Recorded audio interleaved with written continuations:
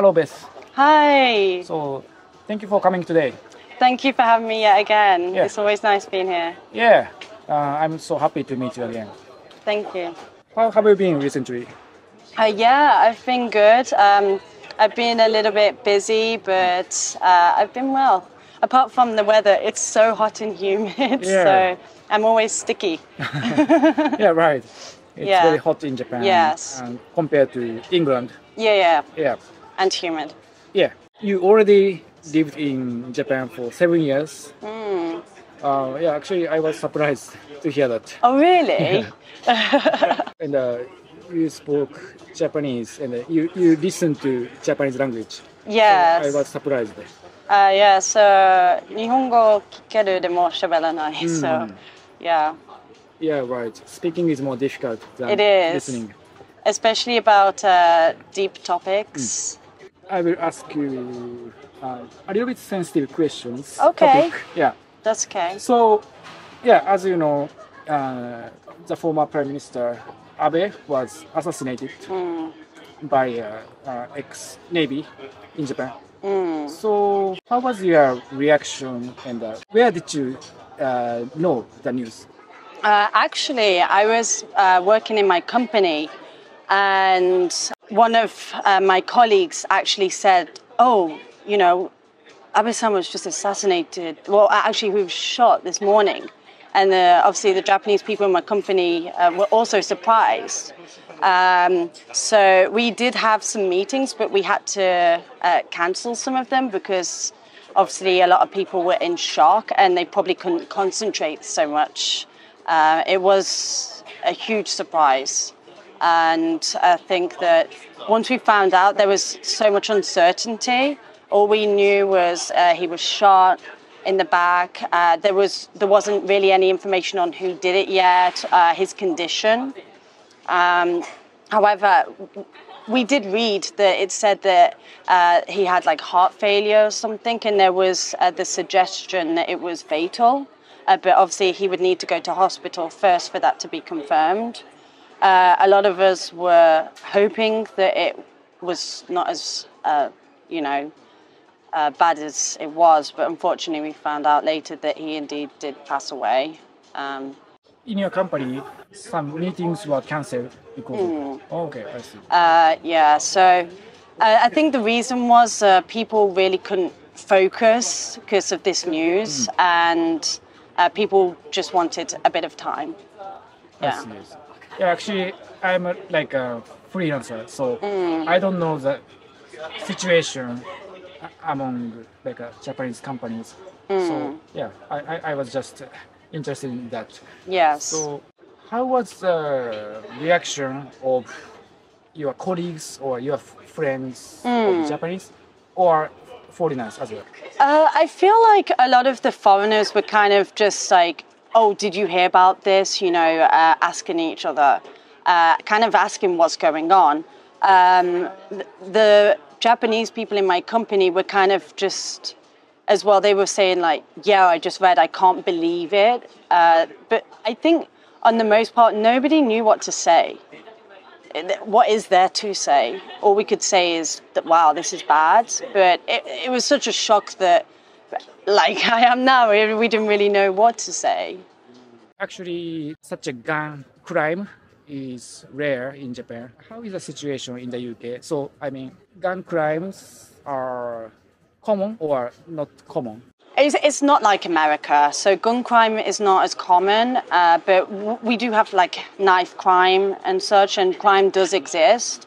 Of course, there is a little bit, but I think in Japan, the impression is that it's very difficult for Japanese people to have a gun license.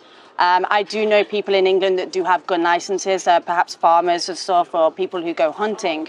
Whereas in Japan, it's a lot more restricted, and it's very difficult to get your license in Japan. It's difficult to keep it. So I think it is way more controlled in Japan than it is in England, even so. So the fact that this was a gun crime was very shocking, the fact that he made the gun himself. Someone had mentioned to me, I don't know how true this is, that handmade guns are actually very unreliable, and the fact that he hit the target so easily showed some preparation on his half, is what I've heard. It was absolutely shocking. I wouldn't have expected this in Japan. Yeah, it is said that Japan is safe and gun crime is very rare. What do you think about the foreigners' reactions? What is the influence for foreigners or foreign countries? Yeah. I think in general, it did hit the news hard in many countries in Europe, America, India, simply because obviously gun crime is not expected in Japan.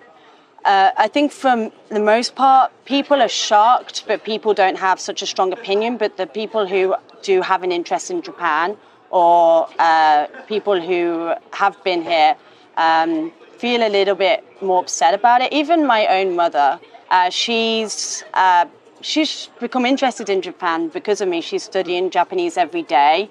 And she has a positive impression about Abe-san as well. And she kind of felt a bit tearful because she holds Japan in such a high regard. And I know that like some of my Indian friends also felt the same. They were saddened by the news. I don't know if you know, there are strong ties between India and Japan. A lot of them feel that Abe-san did a lot of good things for India as well.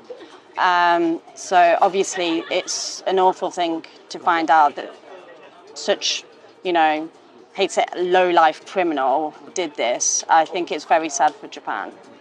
I mean, I wouldn't say I'm very knowledgeable about politics, but what I will say is no politician is perfect. That does not exist. Abe-san was a long-standing politician for a reason. He was one of the longest since the World War. And he has helped Japan in many good ways, whether you agree with some of his policies or not. He did not deserve that kind of violence. And the fact that he was shot in the back. Do you know, like the metaphor that has? Like, they attacked him from behind. They can't even do it directly. They can't even try and speak to him first, or they can't do a demonstration, or they can't do some kind of protest. They have to shoot him in the back. And that shows that kind of person that the criminal is as well. I think that him taking that action,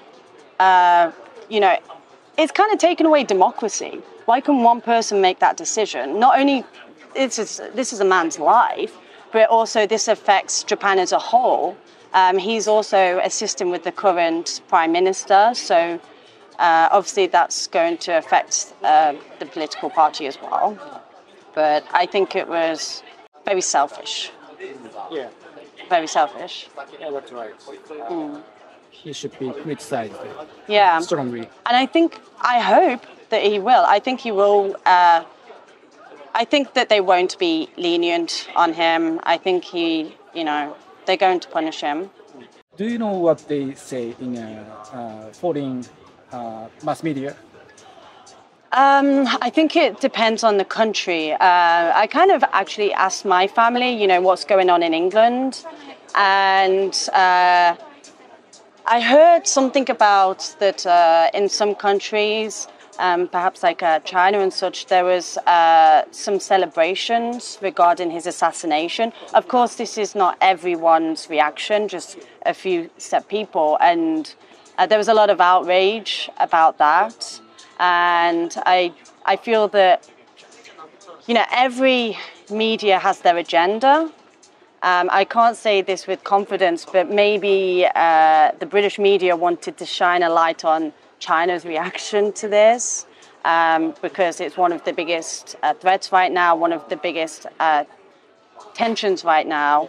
And I feel that partly there was, I don't know if there was some blame put on China, but kind of like some questions put to China, like, what's your agenda in this? Or what's your, what are you thinking about this? Because your people are celebrating, and that's poor taste.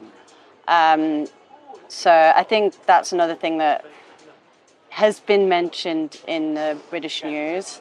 But then, like I say, when coronavirus happens, the blame was put on China as a country. And you've got to learn about these things from both sides. In general, don't trust one country's form of media outlet. But yeah, they were saying that. I heard about that, which was unfortunate. I did post about it on my Instagram, and I had to delete some comments. There was some kind of anti-Japanese comments saying, you know, Abe-san did this policy, they did this. I don't want to go into details, but I had to delete those comments because of poor taste. Who did write the comments? Like, what's the nationality? I don't know. I don't know what it was. Their profile was kind of ambiguous, so they were posting in English, but I made sure to delete those comments. Yeah. Oh, right. But if it's you that commented, stop doing it. Yeah. Thank you for your opinion. Of course. As a foreigner lives in Japan. Mm-hmm. Yeah. All right. So you are doing your YouTube channel and Instagram. Yes, I am. I am. Please watch her YouTube channel. And, yeah.